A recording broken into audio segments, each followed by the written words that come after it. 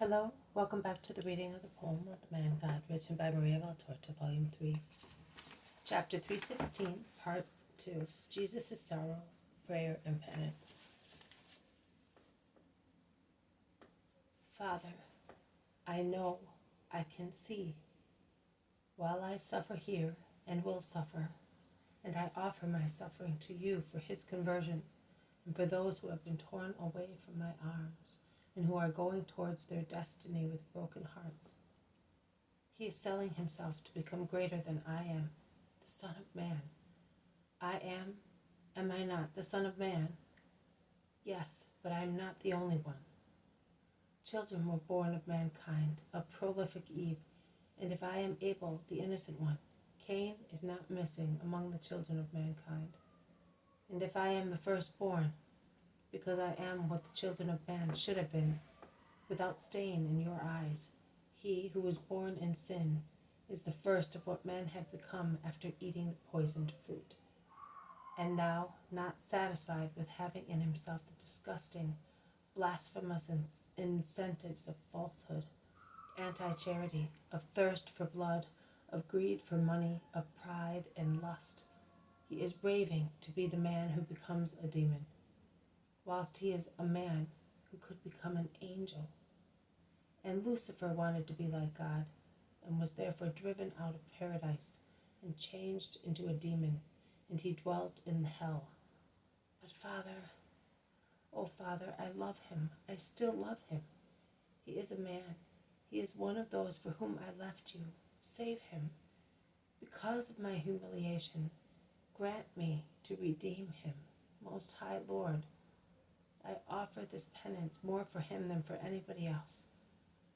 Oh, I am aware of the incongruity of what I am asking, because I know everything. But Father, do not consider me your word for a moment.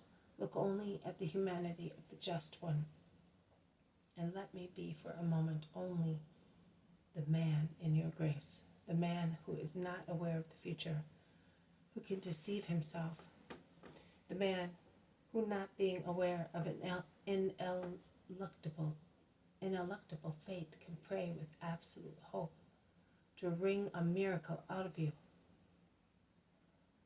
A miracle of Jesus of Nazareth, for Jesus of Mary of Nazareth, our eternal beloved one. A miracle that violates what has been set down and cancels it. The salvation of Judas. He has lived beside me, he has drunk in my words, has shared food with me, has slept on my chest. No, do not let him be my Satan. I'm not asking you not to be betrayed. That must happen and will happen, so that all falsehood may be cancelled by my sorrow of being betrayed, as all avarice may be expiated by my grief for being sold, as amends may be made for all blasphemy through my torment at being cursed, and faith may be given to those who are and will be without faith, through my torture at not being believed, and all the sins of the flesh may be cleansed by my being scourged. But I beg you, not him, not Judas, my friend, my apostle.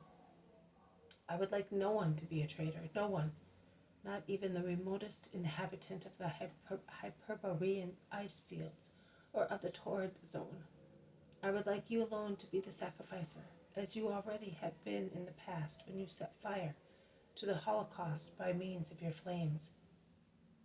But since I am to die by the hand of man, and since the traitor friend will be a more brutal executioner than the real executioner, the putrid traitor who will have in himself the stench of Satan, and is already inhaling it to be like me in power, that is what he thinks in his pride and lust. Since I am to die by the hand of man, Father, do not let him, whom I called friend, and I loved as such, be my traitor. Increase my torment, Father, but give me Judas's soul. I am putting this prayer on the altar of my victim person. Accept it, Father. Heaven is closed and silent. Is this therefore the horror that I shall have with me until my death? Heaven is silent and closed. Is this therefore the silence in the prison in which I shall breathe my last? Heaven is closed and silent. Is this therefore the supreme torture of the martyr? Father, may your will be done, not mine. But because of my suffering, oh, grant me at least this. Give peace and allusion to Judas's other martyr, to John of Endor, Father. He is really better than many. He has already gone a long way, such as few are or will be able to go. Redemption has already been completed for him. Give him, therefore, your total, complete peace, so that I may have him in my glory, when everything will be completed also for me, in your honor and obedience, Father. Jesus has slowly fallen on his knees and is now weeping with his face on the ground.